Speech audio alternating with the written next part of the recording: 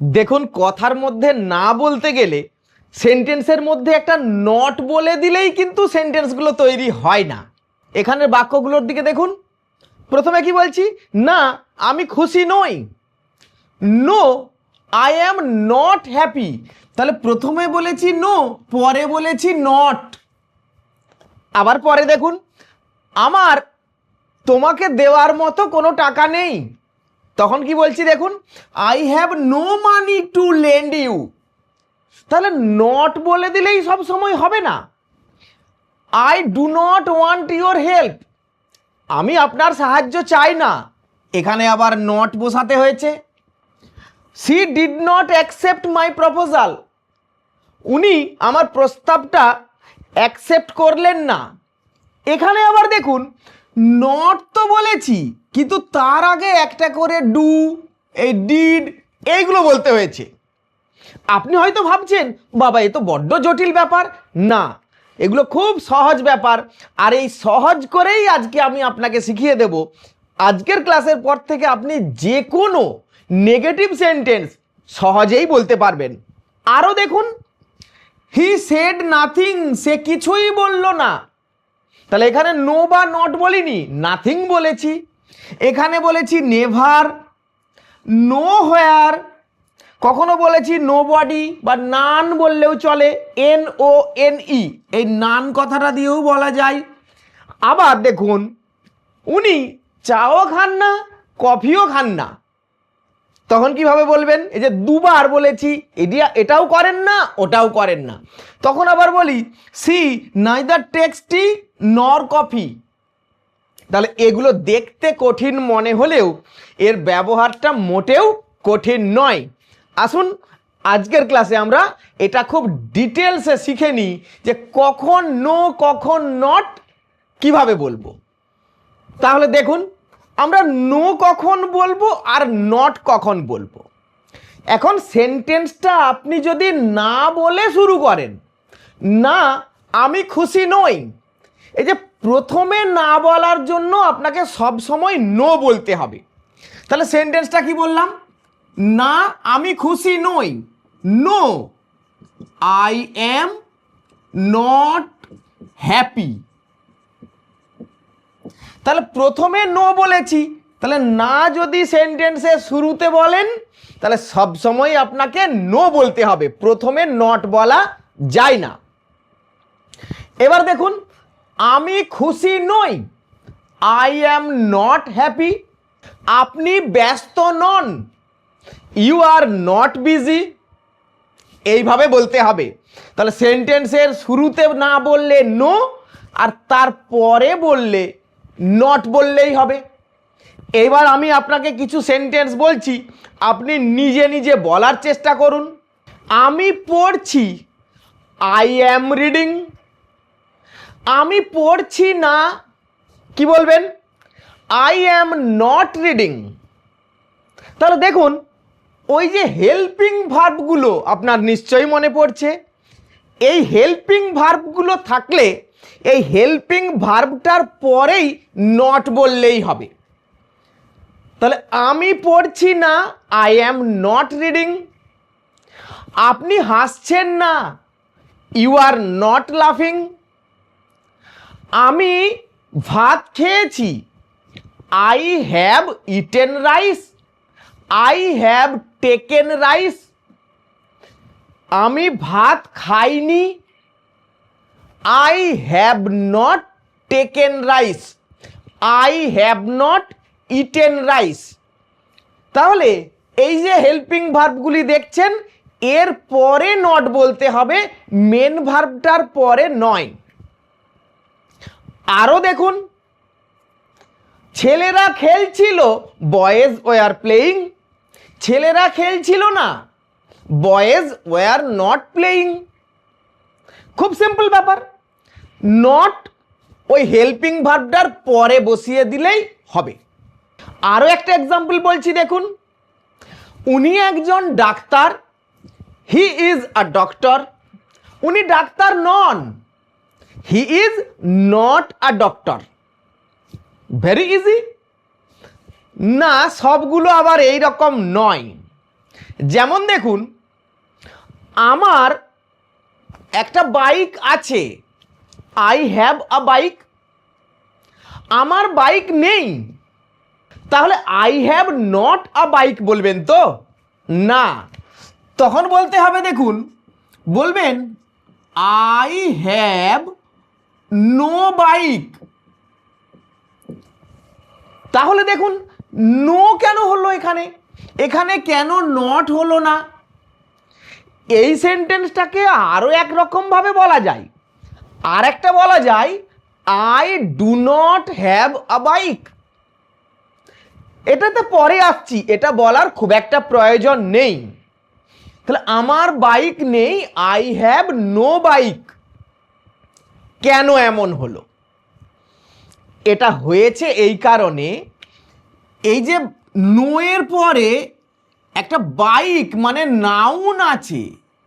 Noun মানে কি না, যেগুলো দিয়ে কোনো কিছুর নাম বোঝায়, সেই বস্তু বা ব্যক্তিকে আমরা যে নামে ডাকি, এটাকে কি নামে ডাকি? এটা পেন, এটা বোর্ড, এটা শার্ট, এগুলো তো এদের নাম। এটা ওয়াচ। এই যে নাউন, হ্যাভ ভার্ব বললেই আমরা সাধারণত নাউন বলি। তারপরে এই নাউনের আগে আর নট বলা যায় না। হ্যাপি মানে সুখী, এটা তো আর নাউন নয়, এটা তো একটা অবস্থা বোঝাচ্ছে, মনের অবস্থা। এগুলোকে আমরা অ্যাডজেক্টিভ বলি, যেগুলো আমরা পরে শিখবো আস্তে আস্তে। কিন্তু নাউনটা বোঝা খুবই সহজ, নাম বোঝাবে। তাহলে দেখুন, যখনই নাউন থাকবে তার আগে আপনাকে নট বলতে হবে না, নো বলবেন। তাহলে এবার বলুন, আমার টাকা আছে, আই হ্যাভ মানি। এবার আপনি কমেন্ট করে দেখান তো আমাকে, আমার টাকা নেই, কি বলবেন? I have no money. কেন? মানি ওটি নাউন। আপনাকে ধার দেওয়ার মতো আমার কাছে টাকা নেই, I have no money to lend you. সুমনার একটা বন্ধু আছে, সুমনা হ্যাজ আ ফ্রেন্ড। সুমনার কোনো বন্ধু নেই, অথবা সুমনার বন্ধু নেই মানেই কোনো বন্ধু নেই। সুমনা হ্যাজ নট ফ্রেন্ড না সুমনা হ্যাজ নো ফ্রেন্ড, কোনটা বলবেন? প্লিজ কমেন্ট করে আমাকে জানান। নিশ্চয়ই বুঝতে পারছেন, সুমনা হ্যাজ নো ফ্রেন্ড বলতে হবে। তাহলে প্রথম যেটা শিখলেন আপনি, সেন্টেন্সের শুরুতে বললে নো বলতে হবে, আর পরের অংশে সাধারণত নট বলতে হয়। এখন যদি নাউন থাকে, তাহলে নাউনের আগে আপনি আর নট বলতে পারবেন না, নো বলতে হবে। বলুন এর মধ্যে কি জটিলতা আছে? কিচ্ছু নেই, খুব সহজেই এটা আপনি বুঝে গেছেন। এইবার দেখুন, আমরা যে টেন্সের সেন্টেন্সগুলো শিখছিলাম না, ওই টেন্সের সেন্টেন্সগুলোর কথা আপনি একবার মনে করুন। আমি একটু মনে করে দিচ্ছি। ওই যে 6টা টেন্স বলছিলাম, দেখুন খুব সহজ একটা সেন্টেন্স নিচ্ছি, আমি খেলি, দেখা যাক কি হয়। তাহলে আই প্লে, আমি খেলছি, কি বলবেন? I am playing. আপনি বলতে থাকুন, আমি খেলেছি, আই হ্যাভ প্লেড। আমি খেলেছিলাম, আই প্লেড। আমি খেলছিলাম, আই ওয়াজ প্লেয়িং। আর আমি খেলবো, আই শ্যাল বা আই উইল প্লে। এই যে আপনাকে আমি বলছিলাম হেল্পিং ভার্বগুলো, এদের ভূমিকা কত বড় দেখুন।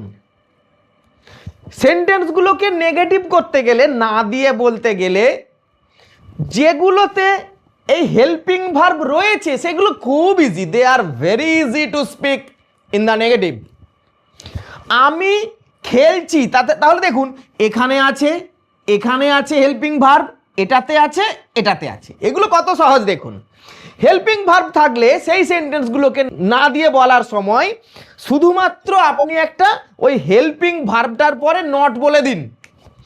আমি খেলছি, আই অ্যাম প্লেয়িং, তাহলে আমি খেলছি না, কি বলবেন? বলুন আপনি নিজেই, বলবেন আই অ্যাম নট প্লেয়িং। তাহলে কি করলাম, এইখানে একটা নট বসিয়ে দিলাম। আমি খেলেছি, আই হ্যাভ প্লেড। আমি খেলিনি, কি বলবেন, I have not played. No বলবেন না, কেন, কারণ এরপরে তো ভার্ব আছে, নাউন তো নেই, তা টেন্সের মধ্যে তো ভার্বই থাকবে। আবার দেখুন, আই ওয়াজ প্লেয়িং, আমি খেলছিলাম না, আমি খেলছিলাম না তো, আই ওয়াজ নট প্লেয়িং বলুন, ব্যাস হয়ে গেল। আই উইল প্লে, আমি খেলবো, আমি খেলবো না, আই উইল নট প্লে। এখানে একটা মজার কথা আপনাকে বলে রাখি, এই যে উইল নট, এই হ্যাভ নট, এগুলোকে ছোট করে করে বলা যায় হ্যাভেন্ট,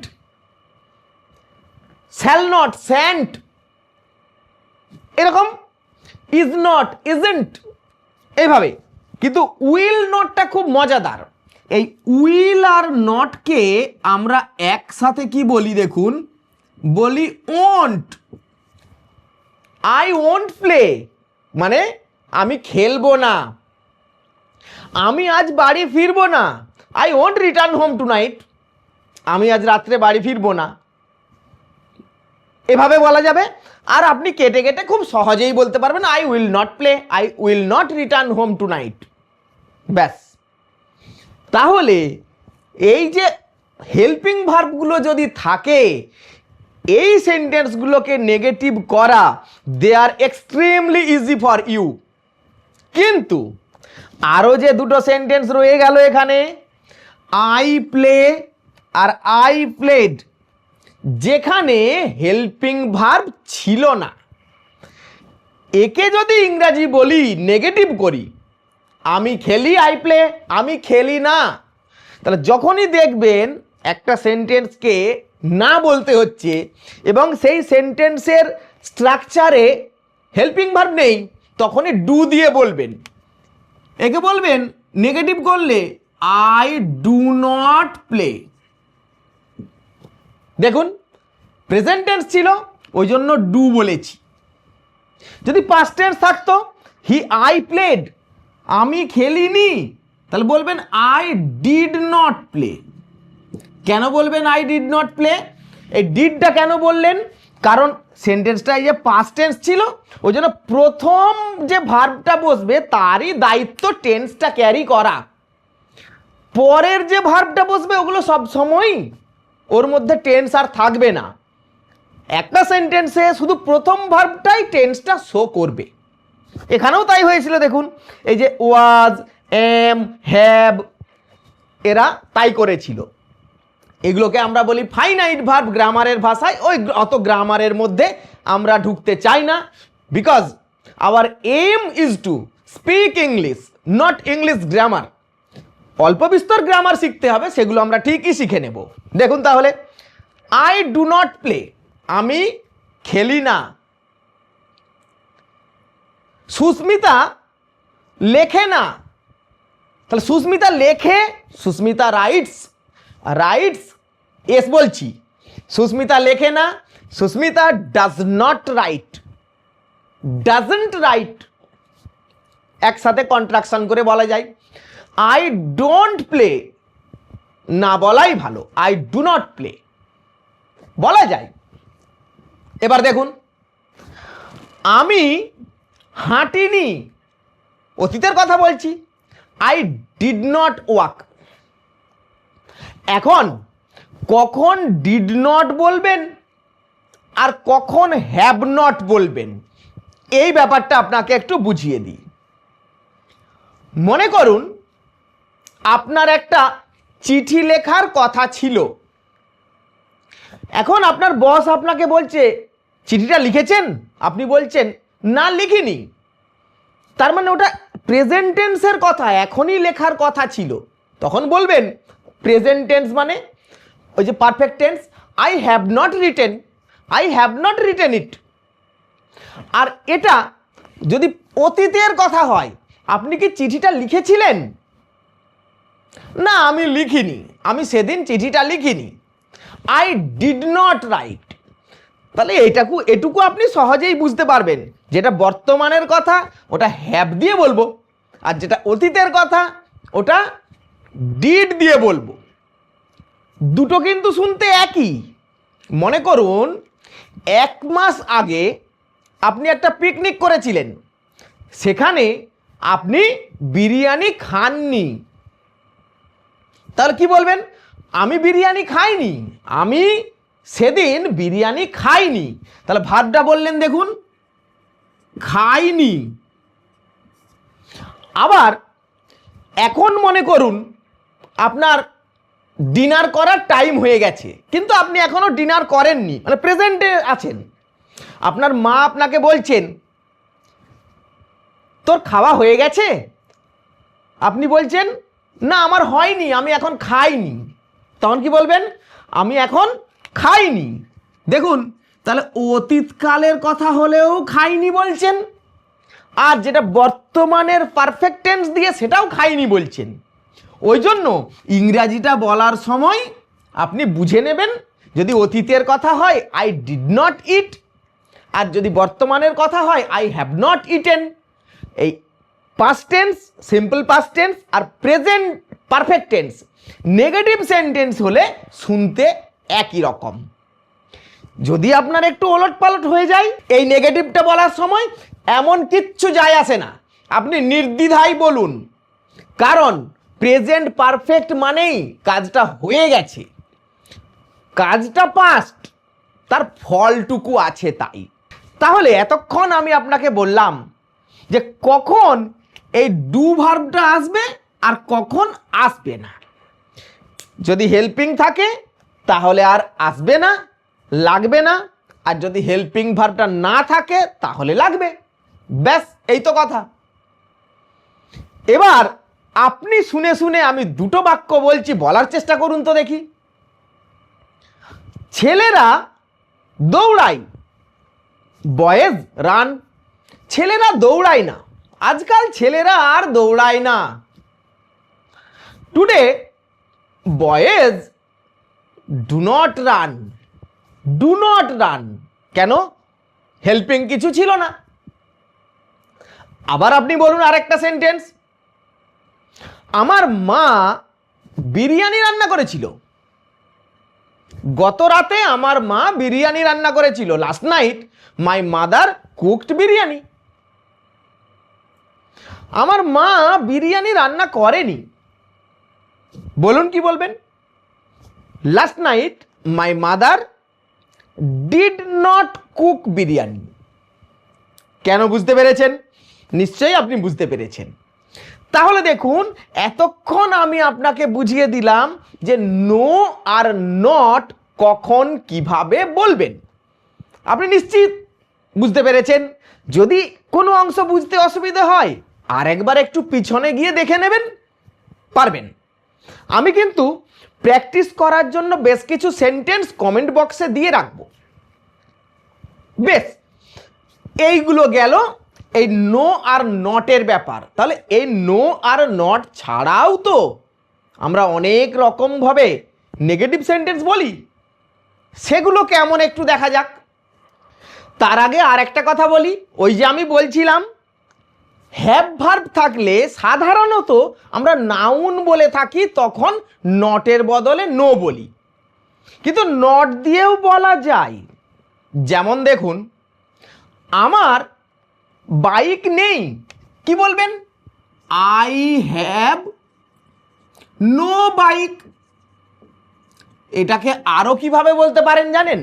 আপনি বলতে পারেন, যদিও হ্যাভটা এটি হেল্পিং ভার্ব, এরপর এটা থাকলে আর ডু দরকার নেই হেল্পিং ভার্বের নিয়ম অনুযায়ী, কিন্তু হ্যাভের বেলায় আপনি ডু ভার্ব দিয়েও বলতে পারেন।